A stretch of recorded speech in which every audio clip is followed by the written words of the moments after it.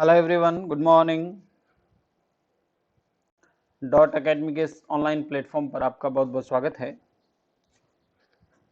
देखिए, last class में जो हमने अवतल दर्पण और उत्तल दर्पण के द्वारा प्रतिबिंब निर्माण तक के पार्ट को पढ़ा था और इस क्लास में लास्ट में हमने 2 सूत्र छोड़े थे।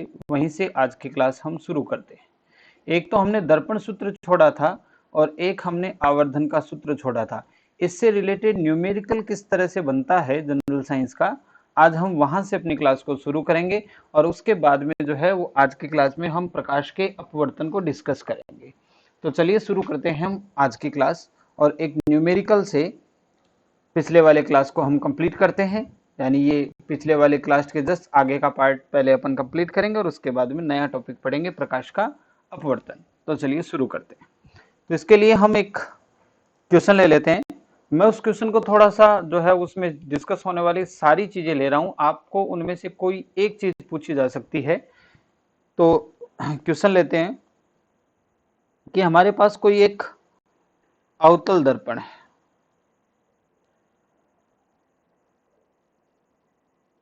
एक वस्तु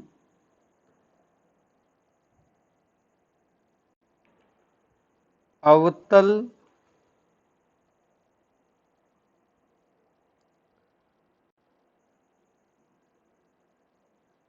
दर्पण के सामने एक वस्तु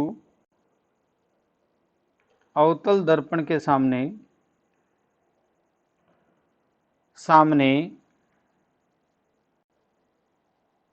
20 सेंटीमीटर पर रखी हुई है।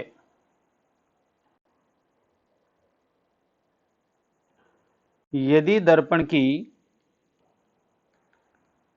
फोकस दूरी यानी f का मान आपको दे रखा है 30 सेंटीमीटर, तो प्रतिबिंब की स्थिति व प्रकृति ज्ञात करनी है।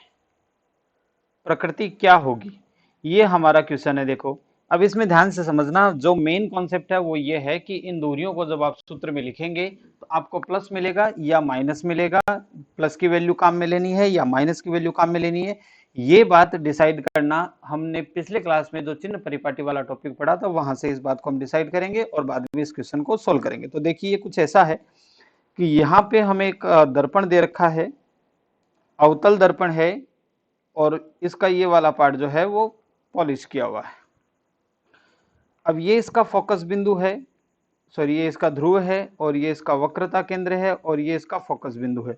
ये कह रहा है कि फोकस बिंदु, इसकी जो फोकस दूरी दे रखी है वो 30 सेंटीमीटर दे रखी है। एक काम करते हैं, यहां दर्पण की फोकस दूरी की जगह वक्रता त्रिज्या r ले लेते हैं। वक्रता त्रिज्या जो है वो आपको 30 सेंटीमीटर दे रखी है। यानी जाहिर सी बात है, फोकस दूरी जो है वो वक्रता त्रिज्या की आधी होती है, तो ये 15 सेंटीमीटर हो जाएगी। और वस्तु जो है वो आपके पास जो है वो कितने डिस्टेंस पर रखी हुई है, 20 सेंटीमीटर की डिस्टेंस पर रखी हुई है। तो आपकी वस्तु यहाँ कहीं रखी हुई है, ये वस्तु रखी है और इसकी जो दूरी है वो कितनी दूरी है, 20 सेंटीमीटर की दूरी है। ये सब बातें इसमें क्वेश्चन में हमें दे रखी है। तो सबसे पहले देखिए, ये पॉइंट क्लियर है पिछले वाल की तरह ही, पिछले जो हमने डिस्कस किया था कि सारी दूरियां जो है वो कहां से मापी जाएंगी, ध्रुव से मापी जाएंगी। तो सबसे पहले देखो, मैं वस्तु की दूरी को मापता हूं। वस्तु की दूरी जिसको आप u कहेंगे, इसकी वैल्यू है तो अपने पास 20 ही, लेकिन प्लस की है कि माइनस की है। तो इसको नापने के लिए देखो, अपने को इधर से यहां तक जाना पड़ेगा, ये इस डायरेक्शन में जाना पड़ेगा। चूंकि वस्तु यहां रखी है इसलिए प्रकाश की किरण जो है वो हमेशा वस्तु से दर्पण की ओर जाएगी। प्रकाश इस डायरेक्शन में जाएगा जो रेड एरो बना रखी है, और वस्तु की डायरेक्शन मापने के लिए हमें P से प्रकाश के विपरीत दिशा में जाना पड़ेगा, यानी कि ये नेगेटिव होगी। तो इसकी वैल्यू अपने पास कितनी आ गई, माइनस की 20 सेंटीमीटर। इसी तरह से फोकस दूरी को देखो, फोकस F होती है। फोकस को मापने के लिए भी हमें यहां से यहां इस डायरेक्शन में यहां तक आना पड़ेगा, तब फोकस मिलेगी। तो ये भी आपतित प्रकाश के विपरीत दिशा में, इसलिए ये भी माइनस की आएगी, तो माइनस का 15 सेंटीमीटर। अब हम सूत्र में लिख के इसकी प्रतिबिंब की जो स्थिति ज्ञात करते हैं। तो दर्पण का सूत्र काम में लिया 1/v प्लस 1/u बराबर 1/f। यहाँ से v तो अपने को कैलकुलेट करना है, इसके वैल्यू को हमने लिखा तो ये आया माइनस का, वस्तु की जो स्थिति है 20 है, और इसको लिखा तो ये आया 1/-15। अब देखिए यहाँ से इसको ठीक से लिखें तो 1/v माइनस 1/20 बराबर -1/15, 15 हो गया। अब इधर से देखो इसको पक्षांतरण करके दूसरी साइड भेज देंगे इसको, तो ये वैल्यू प्लस की चली जाएगी, तो 1/20 माइनस का 1/15। इसका एलसीएम लेके सोल्व कर देंगे इसको अपन। तो इसका एलसीएम में सीधा सीधा 20 × 15 लिख लेता हूं। यहाँ वैल्यू आएगी 15 और यहाँ आएगी माइनस का 20। 1/v बराबर ये बनेगा माइनस का 5/20 × 15, और यहाँ से देखो जो फाइनल v की वैल्यू आएगी वो आपके पास आएगी माइनस का 20 × 15/5। तो ये वैल्यू कितनी आ रही है भाई 3। तो v की वैल्यू आ रही है माइनस का 60। प्रतिबिंब आपको इसके ध्रुव से 60 सेंटीमीटर की डिस्टेंस पर बनेगा, मतलब यहां आपको कहीं प्रतिबिंब इसका इस तरह से मिलेगा। कितने डिस्टेंस पर? 60 सेंटीमीटर की डिस्टेंस पर मिलेगा। अब प्रकृति कैसे ज्ञात करते हैं? इसकी जो प्रकृति है कि ये उल्टा बनेगा कि सीधा बनेगा, इसकी प्रकृति ज्ञात करने के लिए अपने पास सूत्र है m बराबर माइनस का v/u। माइनस का निशान मौजूद है, v की वैल्यू अपने पास आ रही है माइनस का 60, और u की वैल्यू देखो यहाँ से ऊपर से अपने पास कितनी है माइनस की 20, तो ये माइनस का 20 अपन लिखेंगे। तो ये वैल्यू m बराबर यहाँ पे कुछ बनेगी माइनस, ये बाहर आ जाएगा और अंदर वाली वैल्यू आएगी 3, तो m की वैल्यू आ रही है माइनस की 3। यहाँ पे ये जो नेगेटिव का साइन है ये दिखाता है कि आपका जो प्रतिबिंब है वो वास्तविक है, और वास्तविक है इसका मतलब वो उल्टा प्रतिबिंब है। और ये 3 दिखाता है कि आपका जो प्रतिबिंब है वस्तु से 3 गुना बड़ा बनेगा। माइनस दिखाता है प्रतिबिंब वास्तविक बनेगा यानी उल्टा बनेगा, और 3 दिखाता है कि जो प्रतिबिंब है वो वस्तु से 3 गुना बड़ा बनेगा। तो इस तरह से ये क्वेश्चन आता है। ये आपको अवतल दर्पण का भी मिल सकता है और ये आपको उत्तल दर्पण का भी मिल सकता है। ये एग्जाम्पल हमने जो है वो अवतल दर्पण का लिया। एक कोई भी एग्जाम्पल हम उत्तल दर्पण का लेके भी इसको सोल्व कर लेते हैं, तो उसका भी अपन एक क्वेश्चन यहाँ पे पुट कर लेते हैं। R बराबर 20 सेंटीमीटर फोकस दूरी वाले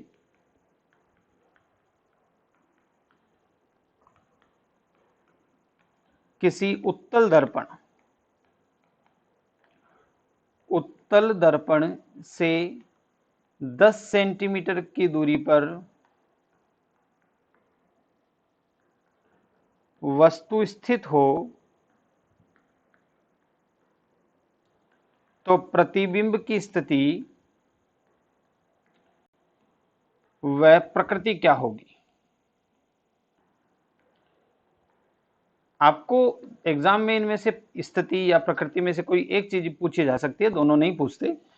तो यहां अपन चूंकि सीख रहे हैं इसलिए इस दोनों को अपन शामिल करते हैं। इस बार देखो आपको उत्तल दर्पण दिया हुआ है, तो उत्तल दर्पण इस तरह से बनेगा, इसमें पोलिस किया भाग है।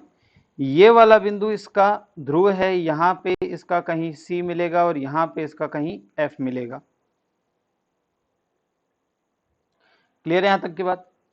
और आपको कह रहा है ये जो डिस्टेंस है यहां से लेकर यहां तक की डिस्टेंस, जो वक्रता केंद्र की डिस्टेंस है वो 20 सेंटीमीटर दे रखी है, और वस्तु यहाँ पे 10 सेंटीमीटर की डिस्टेंस पर यहाँ कहीं रखी हुई है।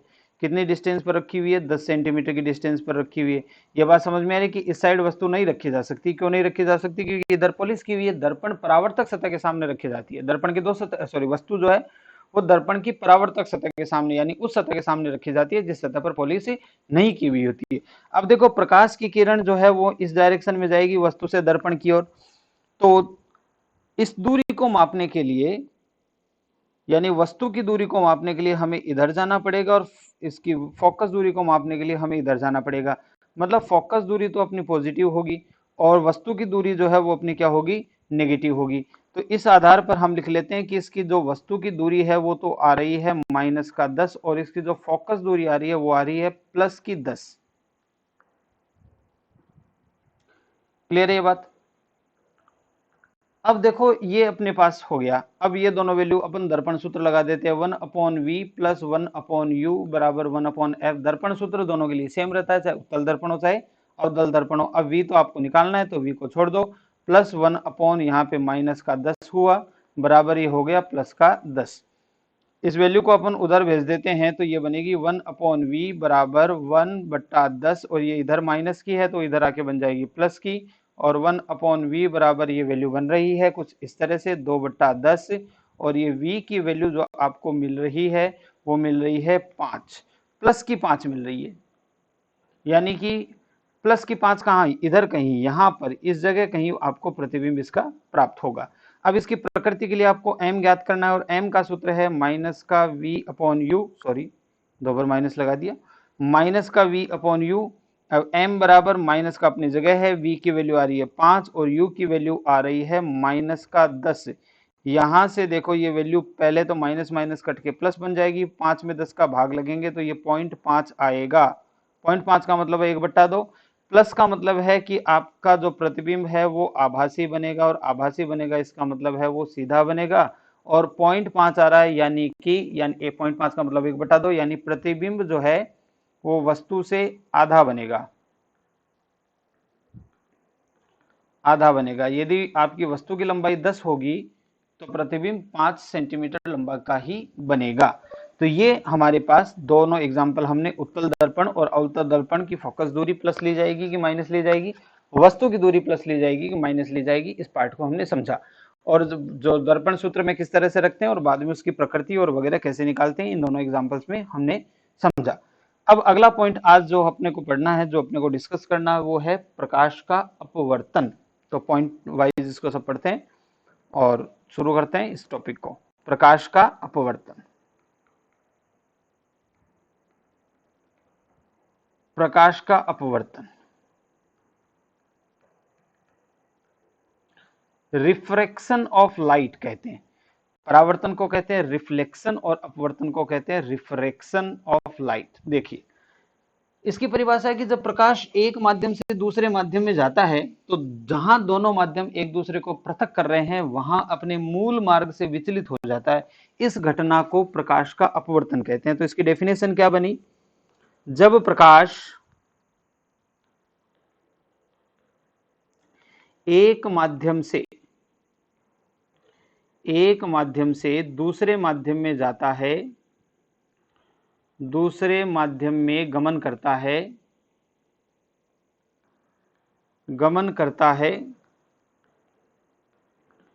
तो अपने मूल मार्ग से विचलित हो जाता है, अपने मूल मार्ग से विचलित हो जाता है।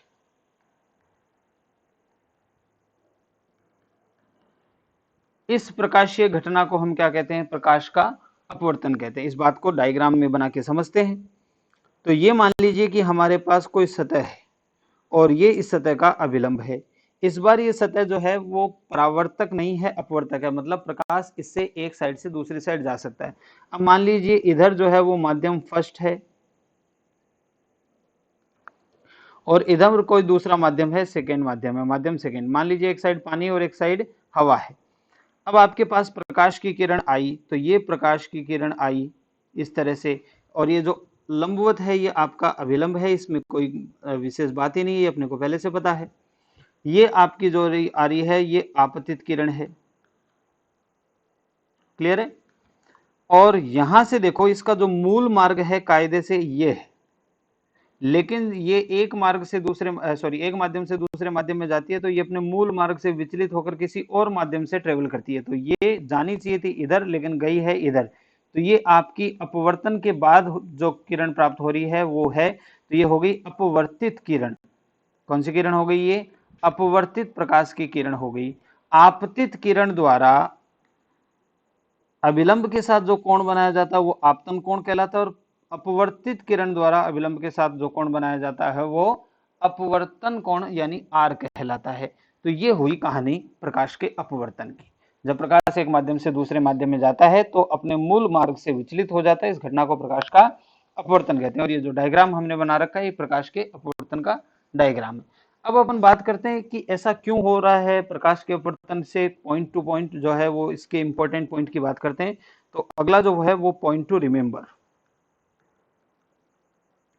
यानी पीटीआर, याद रखने योग्य बातें।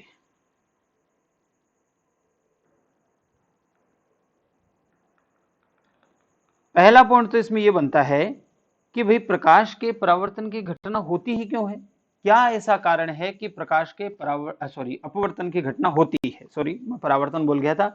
ऐसा क्या कारण है कि प्रकाश के अपवर्तन की घटना होती है। तो इसके लिए एक कारण दिया जाता है। क्या दिया जाता है कि अलग अलग माध्यम में प्रकाश का जो वेग होता है, प्रकाश का वेग अलग अलग होता है। ये स्टेटमेंट भी याद रखना कि एक माध्यम में प्रकाश का वेग एक नहीं होता। ये स्टेटमेंट सीधा इस साल के एनडीए के एग्जाम में पूछा हुआ है। एनडीए 2021 के एग्जाम में ये पूछा हुआ है। सीधा सीधा स्टेटमेंट है कि प्रकाश के बारे में इनमें से कौन सी जो घटना है, जो कौन सा कथन है वो सही है या गलत है, ऐसा कुछ क्वेश्चन था और उसमें इस स्टेटमेंट को सीधा काम में लिया था। अलग अलग माध्यम में प्रकाश का वेग जो है वो अलग अलग होता है, यही अपवर्तन का कारण है। यही अपवर्तन का कारण है। यानी प्रकाश का अपवर्तन क्यों होता है, क्योंकि अलग अलग माध्यमों में प्रकाश का वेग अलग अलग होता है और इसी वजह से उसका अपवर्तन होता है। अब बात यह आती है कि जब प्रकाश की किरण विरल माध्यम से सघन माध्यम जब प्रकाश की किरण विरल माध्यम से सघन माध्यम में जाती है तो वो अभिलंब की ओर मुड़ती है। तो अगला स्टेटमेंट हो गया, यदि प्रकाश की किरण किधर से किधर जाए, विरल से सघन माध्यम में जाए, तो क्या होता है, अभिलंब की ओर मुड़ती है। और यदि इसका उल्टा हो तो, यदि वो सघन से विरल में जाए तो वो अभिलंब से दूर हटती है। ये बात भी आप याद रखना। भाई मुड़नी है तो या तो वो अभिलंब की ओर मुड़ सकती है या वो अभिलंब से दूर हट सकती है। तो कब वो अभिलंब की ओर मुड़ेगी और कब प्रकाश की किरण अभिलंब से दूर हटेगी, इसका स्टेटमेंट है। विरल से सघन माध्यम में जाएगी तो अभिलंब की ओर मुड़ेगी और सघन से विरल माध्यम में जाएगी तो अभिलंब से दूर हटती है। ये दो पॉइंट है। इसके बाद में आप ये याद रखना कि प्रकाश के परावर्तन की घटना और प्रकाश के अपवर्तन की घटना में एक विशेष अंतर है। क्या है, अपवर्तन की घटना में प्रकाश का वेग बदलता है और प्रकाश की तरंग दैर्घ्य भी बदलती है, लेकिन आवृत्ति नियत रहती है। ये बहुत ही इंपॉर्टेंट स्टेटमेंट है, इसको आप विशेष याद रखेंगे। अपवर्तन की घटना में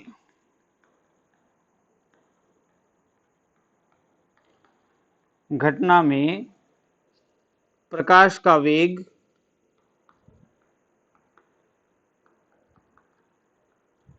प्रकाश की तरंग दैर्घ्य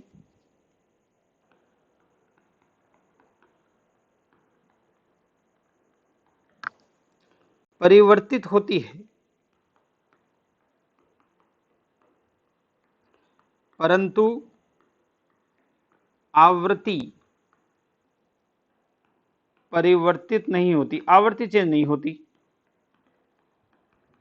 और यदि आवृत्ति नहीं चेंज होती तो ये भी ध्यान रखना कि उसका रंग जो है, वो कलर जो है वो चेंज नहीं हो सकता, रंग चेंज नहीं हो सकता। रंग जो है वो सीधा सीधा आवृत्ति पे डिपेंड करता है। चूंकि आवृत्ति नहीं बदली, इसका मतलब प्रकाश की जो है रंग भी नहीं बदलेगा। इस बात को इस डायग्राम में समझते हैं। देखो ये क्या है, यदि आपतित किरण जो आपको ये बना रखी है आपने, यदि आपतित किरण का वेग v1 है तो पर अपवर्तित किरण का वेग v1 नहीं होगा, अलग होगा, v2 होगा। यदि आपतित किरण की तरंग दैर्घ्य λ1 है तो अपवर्तित किरण की तरंग दैर्घ्य वो इससे अलग होगी। और यदि इसकी आवृत्ति न्यू है तो इसकी आवृत्ति भी न्यू होगी। आवृत्ति नहीं बदलती तो जितनी आवृत्ति आपतित किरण की थी उतनी ही आवृत्ति किसकी रहेगी, अपवर्तित किरण की रहेगी। और आवृत्ति नहीं बदली, इसका मतलब सीधा सीधा है कि रंग भी नहीं बदला। तो दो चीजें बदलती है। कौन कौन बदलता है, वेग बदलती है और तरंग दैर्घ्य बदलती है। आवृत्ति नहीं बदलती, इसका मतलब रंग भी नहीं बदलता। तो ये दो चीजें बदलती है और दो चीजें नहीं बदलती। इस पॉइंट को आप सीधा याद रखेंगे। ये स्टेटमेंट में सीधा पूछा जाता है कि अपवर्तन की घटना में निम्न में से कौन सी राशि नियत रहती है और कौन सी राशि बदलती है। तो ये बहुत इंपॉर्टेंट पॉइंट है। तो ये अपवर्तन के बारे में कुछ बातें थी। अब अपवर्तन के जैसे परावर्तन के नियम पढ़े थे वैसे ही अपवर्तन के भी नियम है। तो अगला जो पॉइंट है वो है अपना अपवर्तन के नियम।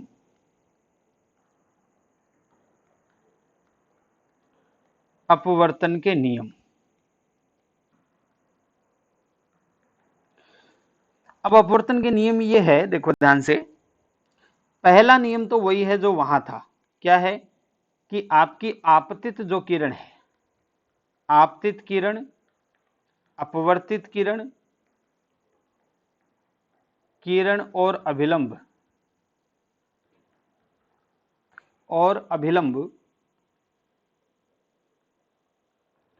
तीनों एक ही तल में होते हैं।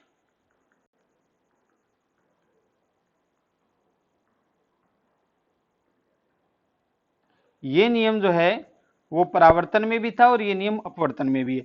और जो इसका जो दूसरा नियम है उस नियम को कहा जाता है स्नेल का नियम। स्नेल का नियम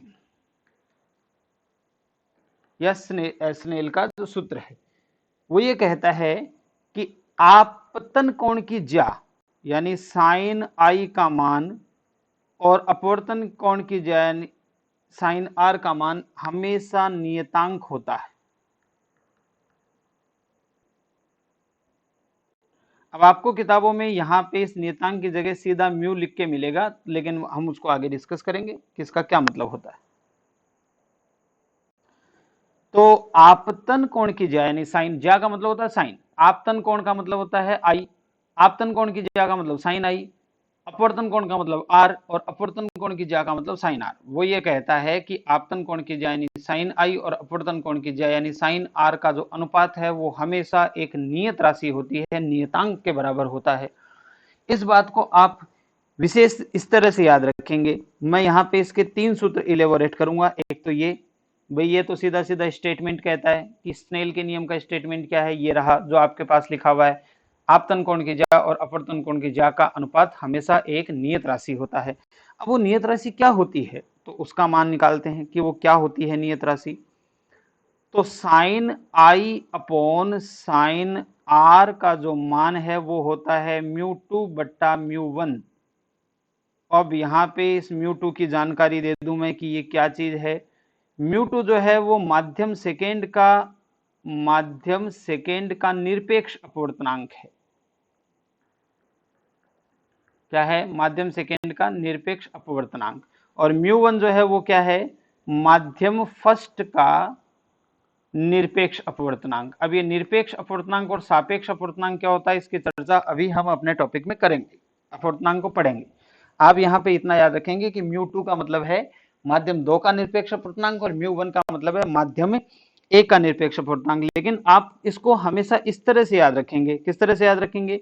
आप इसको याद रखेंगे μ1 साइन आई बराबर μ2 साइन आर। अब इसमें दोनों में अंतर क्या है? ऊपर वाले स्टेटमेंट और इस स्टेटमेंट में कोई अंतर नहीं है, कोई भी अंतर नहीं है, सिर्फ इसको मल्टीप्लाई करके क्रॉस मल्टीप्लाई करके लिखा हुआ है। इसको इससे मल्टीप्लाई कर दिया, इसको इससे क्रॉस मल्टीप्लाई करके लिखा हुआ है। तो फिर ऐसा याद करने के लिए मैं क्यों कर रहा हूं? ऐसा इसलिए कह रहा हूं कि देखो हमेशा कई बार अपने को क्या हो जाता है कि ये माध्यम फर्स्ट है, ये माध्यम सेकेंड है, प्रकाश इधर से आया और मुड़ के इधर चला गया, ऐसा कुछ हो रहा है।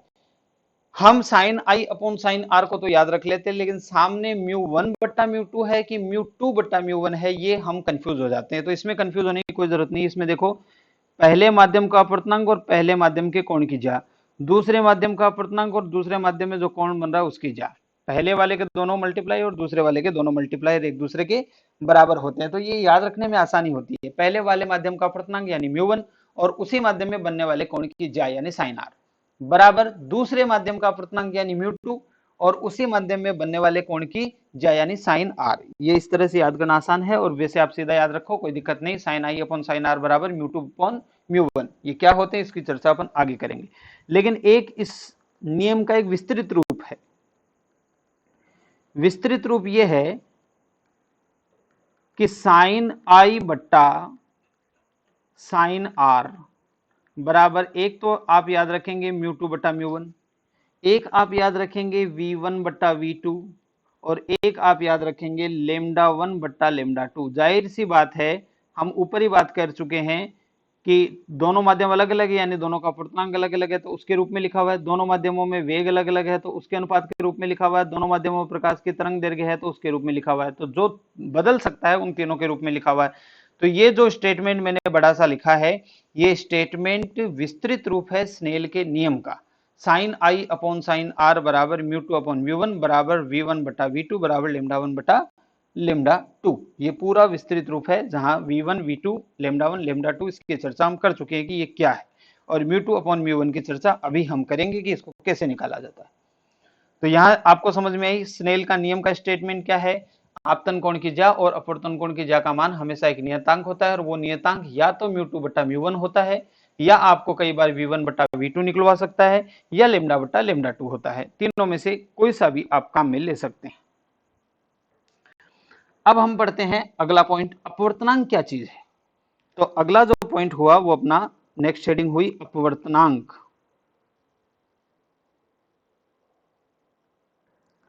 अपवर्तनांक भैया जी, अपवर्तनांक दो प्रकार के होते हैं।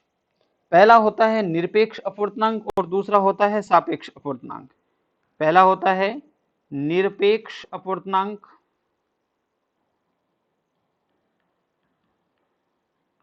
और दूसरा होता है सापेक्ष अपवर्तनांक।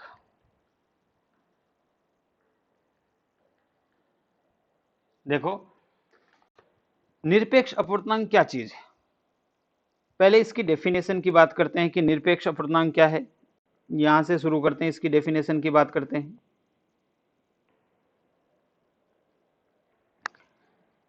प्रकाश का निर्वात में वेग या वायु में वेग, कई जगह तो आपको निर्वात में वेग मिलेगा, या कई जगह कई किताबों में आपको वायु में भी वेग मिल सकता है, उसमें ज्यादा कोई अंतर होता नहीं। प्रकाश का निर्वात में वेग तथा किसी माध्यम में प्रकाश के वेग के अनुपात को उस माध्यम का निरपेक्ष अपवर्तनांक कहते हैं। प्रकाश का निर्वात में वेग तथा प्रकाश का किसी माध्यम में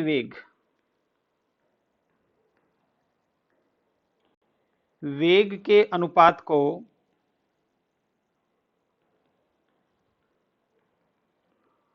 उस माध्यम का निरपेक्ष अपवर्तनांक कहते हैं। उस माध्यम का क्या कहते हैं, निरपेक्ष अपवर्तनांक कहते हैं। ये इसकी परिभाषा है, अपवर्तनांक कहते हैं। अब देखो क्या परिभाषा इसके हिसाब से बना, निरपेक्ष अपवर्तनांक को लिखते हैं म्यू से, और ऊपर तो आ रहा है प्रकाश का निर्वात में वेग, प्रकाश का निर्वात में वेग, ठीक है, बट्टा प्रकाश का जिस माध्यम का आप निकालना चाहते हैं उस माध्यम में वेग, प्रकाश का माध्यम में वेग। ये इसका सूत्र हो गया। अब देखो, मान लो कि आपको पानी का निरपेक्ष अपवर्तनांक निकालना है। किसका, पानी का निरपेक्ष अपवर्तनांक निकालना है। तो पानी का निरपेक्ष अपवर्तनांक निकालने के लिए म्यू वाटर चाहिए, लिख दिया, पानी का निकाल रहे हैं। ऊपर तो चाहिए निर्वात में वेग, और निर्वात का वेग कितना होता है, 3 × 10⁸ मीटर प्रति सेकंड। इस बात की हम कर चुके हैं, इसको सी से लिखते हैं। और नीचे चाहिए आपको प्रकाश का पानी में वेग। तो ये जो राशि आएगी ये पानी का निरपेक्ष अपवर्तनांक कहलाएगा। अब ये सापेक्ष अपवर्तनांक क्या है, तो इसको भी अपन चर्चा कर लेते हैं। यहां पे निर्वात की जगह उस माध्यम का वेग आ जाएगा जिसके सापेक्ष कैलकुलेट किया जा रहा है। इतना सही एक पार्ट है। एक माध्यम का किसी दूसरे माध्यम के सापेक्ष जो अपवर्तनांक ज्ञात किया जाता है वो सापेक्ष अपवर्तनांक कहलाता है। तो इसकी परिभाषा क्या बनेगी, एक माध्यम का किसी दूसरे माध्यम के सापेक्ष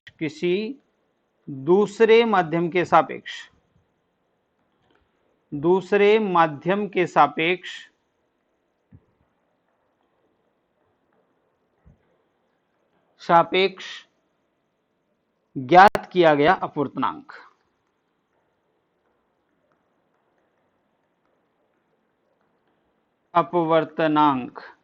अब इसका सिंबल क्या है, सिंबल है म्यू, और इस तरह से लिखोगे, जिसका ज्ञात करना है वो पहले लिखा जाएगा, और जिसके सापेक्ष ज्ञात करना है वो बाद में लिखा जाएगा। कुछ किताबों में इसका सिंबल उल्टा भी लिख सकता है, तो उसमें कोई फर्क नहीं पड़ता। जहां जो सिंबल काम में लिया गया है वहां आपको बाकायदा बताया जाएगा कि वो सिंबल किस तरह से काम में लिया। मैं ले रहा हूं 2, यानी माध्यम 2 का माध्यम 1 के सापेक्ष अपवर्तनांक, इसलिए मैं इसको लिख रहा हूं μ12।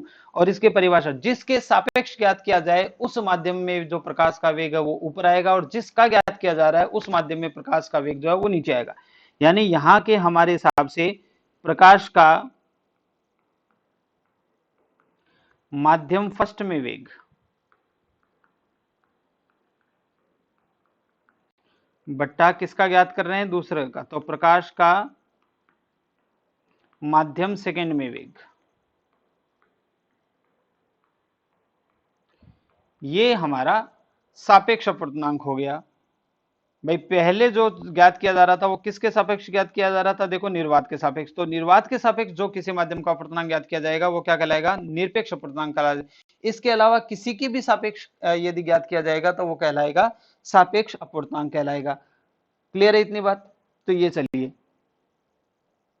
ये सारा हो गया। अब यहां से एक चीज थोड़ी सी इन दोनों को मिलाकर निकल के आती है। देखो क्या निकल के आती है, यदि मैं खाली पहले वाले माध्यम का यदि निरपेक्ष अपवर्तनांक निकालता तो मैं लिखता C/V1, है ना। देखो ये इस तरह से, इसी सूत्र को पहले माध्यम के लिए लिखा हुआ है। और यदि मैं खाली दूसरे माध्यम का निरपेक्ष अपवर्तनांक निकालता तो मैं लिखता C/V2। अब ध्यान से देखना, μ21 का मतलब क्या है, यानी दूसरे माध्यम का। इसको देखने से, इसके लिए मैंने क्या किया कि μ2 में μ1 का भाग दे दिया। तो μ2 में μ1 का भाग दे दिया। भाई देखो कायदे से हमारे पास क्या आना चाहिए था, सूत्र के हिसाब से हमारे पास ये आना चाहिए था। यहां से शुरू करते हैं। देखो ऊपर चाहिए माध्यम फर्स्ट का वेग यानी v1, और नीचे चाहिए माध्यम सेकंड का वेग यानी v2। कायदे से ये μ21 जो है वो किसके बराबर आ रहा है, v1/v2 के बराबर आ रहा है। अब एक बार आप चेक करो, आप μ2/μ1 निकाल के चेक करो, तो आप μ2/μ1 निकाल के चेक करेंगे तो ये बनेगा C/V2/C/V1। C1 से C1 कट जाएगा और μ2/μ1 जो है वो आपके पास आ रहा है v1/v2। इस आधार पे इन दोनों समीकरणों के, यानी इस समीकरण 1 और इस समीकरण 2 के आधार पे हम लिख सकते हैं μ21 कैसे ज्ञात किया जा सकता है। या तो आप सीधा सीधा μ2/μ1 से ज्ञात कर लो, चाहे आप v1/v2 से ज्ञात कर लो, ये दोनों ही एक ही बात है। इसीलिए ऊपर जो स्नेल के नियम में जहां μ2/μ1 आया था उसी को हमने किसके बराबर लिख दिया था, v1/v2 के बराबर लिख दिया। जो ऊपर हमने स्नेल के नियम में जो सिद्धांत काम में लिया वो यहां से निकल के आता है। ये बात आपको समझ में आ गई होगी। थोड़ा सा कुछ ज्यादा टिपिकल नहीं है, सिंपल सा है। इन दोनों को मिलाकर एक रिलेशन लिखा हुआ है, यानी सापेक्ष अपवर्तनांक और निरपेक्ष अपवर्तनांक को मिलाकर ये रिलेशन लिखा हुआ है। μ2 बराबर कितना आता है, μ21 बराबर कितना आता है। अब आप एक चीज याद और रखेंगे, क्या याद रखेंगे, कुछ पॉइंट इसमें भी हैं, पीटीआर के पॉइंट यानी याद रखने योग्य बातें इसमें भी हैं। पहली बात कि अपवर्तनांक का मान किस किस बात पर निर्भर करता है। अपवर्तनांक का मान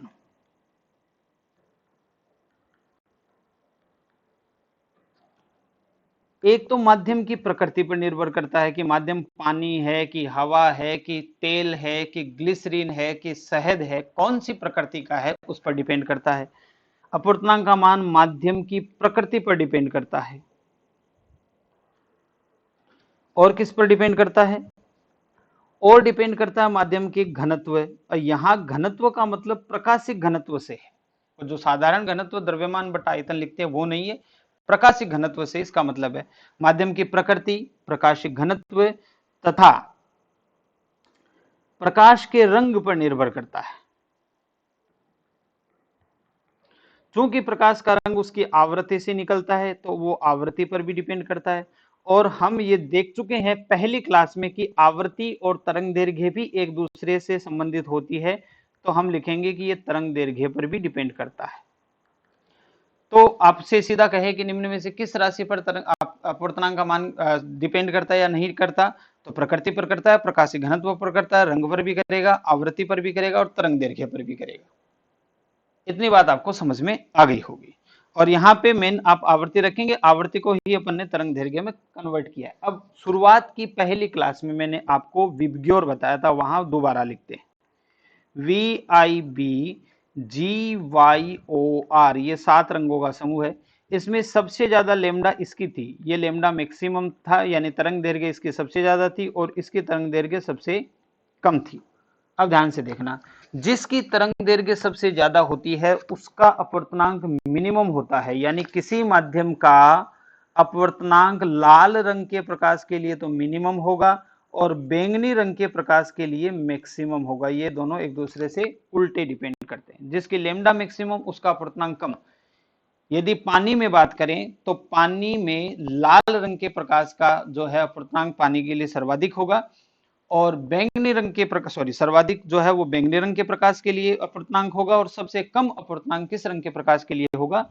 लाल रंग के लिए प्रकाश के लिए होगा। ये दोबारा से अपने काम आएगा जब हम प्रकाश का वर्ण विक्षेपण पढ़ेंगे, तो इस बात को इंपॉर्टेंटली याद रख लेना, सबसे ज्यादा अपूर्णांक कौन से रंग के लिए और सबसे कम अपूर्णांक कौन से रंग के लिए होता है। क्लियर है? कुछ डाटा भी आप यहां याद रखेंगे। दूसरा इंपॉर्टेंट पॉइंट आप ये याद रखेंगे, कुछ डाटा आपको याद रखने हैं। जैसे पानी का अपूर्णांक क्या होता है, तो पानी का अपूर्णांक यानी म्यू वाटर, म्यू वाटर पानी का अपूर्णांक जो है वो कितना होता है? या तो 4/3 लिखते हैं या फिर 1.33। इसके अलावा कांच, म्यू ग्लास, कांच, कांच का मतलब जो अपने चश्मे के लेंस वगैरह होते हैं उनका अपूर्णांक, तो उसके लिए अपूर्णांक होता है 3/2 यानी 1.5। और एक आप और याद रखेंगे, ग्लिसरीन, ग्लिसरीन का अपूर्णांक भी वैसे तो 1.47 होता है, लेकिन लगभग इसको 1.5 माना जाता है। तो ग्लिसरीन का अपूर्णांक भी 1.47 या 1.5। आपको एक अपूर्णांक और याद रखना है, सबसे ज्यादा अपूर्णांक जो है वो हीरे का होता है किसी भी प्रकाश के लिए, और वो होता है 2.42। किसी भी प्रकाश के लिए हीरे का अपूर्णांक जो है वो सर्वाधिक होता है, कितना होता है? 2.42। तो ये 4 डाटा भी आपको याद रखने, अपूर्णांक से संबंधित डाटा है। अब अपन बात करते हैं कि सामान्यतः वो कौन सी घटनाएं होती हैं जो अपवर्तन के कारण हमें दिखाई देती है। तो अपवर्तन के अनुप्रयोग या अपवर्तन की घटनाएं, अगला जो पॉइंट है वो अपना है अपवर्तन के अनुप्रयोग। अपवर्तन के अनुप्रयोग, तो भैया जी देखो, पहला अनुप्रयोग तो सिंपल सा है, तारों का जो टिमटिमाना है वो अपवर्तन के कारण होता है।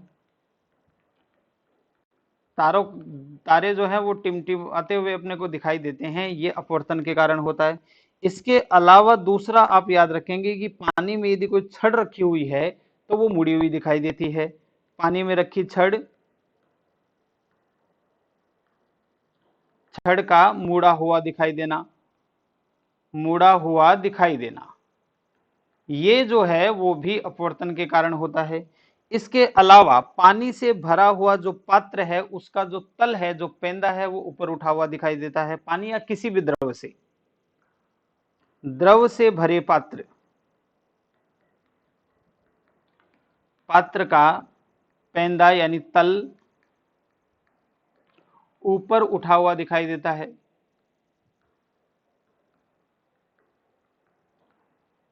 दिखाई देना। अच्छा, इसमें आप याद रखेंगे कि कितना है। जैसे मान लीजिए कि ये कोई पात्र है और इसकी वास्तविक जो इसकी गहराई है वो h है मान लीजिए, और यदि हमने इसमें कोई लिक्विड भर दिया, पानी हो सकता है, कोई दूसरा लिक्विड हो सकता है, कोई सा भी हो सकता है। इस लिक्विड को भरने पर अब हमें पता है कि इसकी जो गहराई है वो हमें वास्तविक गहराई से कम दिखेगी, तो इसकी आभासी गहराई कितनी दिखेगी? इसका सूत्र होता है एच डेस बराबर एच अपॉन म्यू। जो यहाँ पे लिक्विड भरा हुआ है उसके अपवर्तनांक का इसकी वास्तविक गहराई में भाग दे देंगे, एच में भाग दे देंगे, तो आपको इसकी जो है वो आभासी गहराई मिलेगी।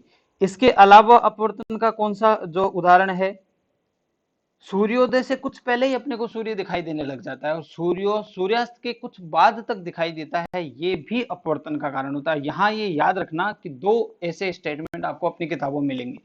सूर्योदय और सूर्यास्त के समय सूर्य का लाल दिखाई देना अपवर्तन का कारण नहीं है, वो कोई और प्रकाशीय घटना है जिसकी चर्चा हम आगे करेंगे। सूर्योदय से कुछ पहले सूर्य का दिखाई देना, सूर्योदय के कुछ बाद तक सूर्य का दिखाई देना अपवर्तन के कारण होता है। सूर्योदय से कुछ पहले, सूर्योदय से कुछ पहले तथा सूर्यास्त के कुछ बाद तक, कुछ बाद तक सूर्य का दिखाई देना, ये भी प्रकाश के अपवर्तन के कारण होता है। तो ये सब जो घटनाएं हैं वो प्रकाश के अपवर्तन के कारण है। तो ये सब बातें हमने आज की क्लास में पढ़ी। तो आज की क्लास में बेसिकली दो बातें थी। एक तो पॉइंट हमने कुछ न्यूमेरिकल पढ़े जो पिछले क्लास के थे, दर्पण से संबंधित थे, और इसके अलावा आज की क्लास में हमने जो टॉपिक कवर किया है वो है प्रकाश का अपवर्तन। तो आज की क्लास में हम इतना ही। अगली क्लास में मिलते हैं एक नए टॉपिक के साथ, जिसमें प्रकाश का पूर्ण आंतरिक परावर्तन, वर्ण विक्षेपण और लेंस के बारे में हम बात करेंगे। तो तब तक बने रहिए हमारे साथ हमारे YouTube चैनल डॉट अकेडमी पर। मिलते हैं एक और बेहतर क्लास में।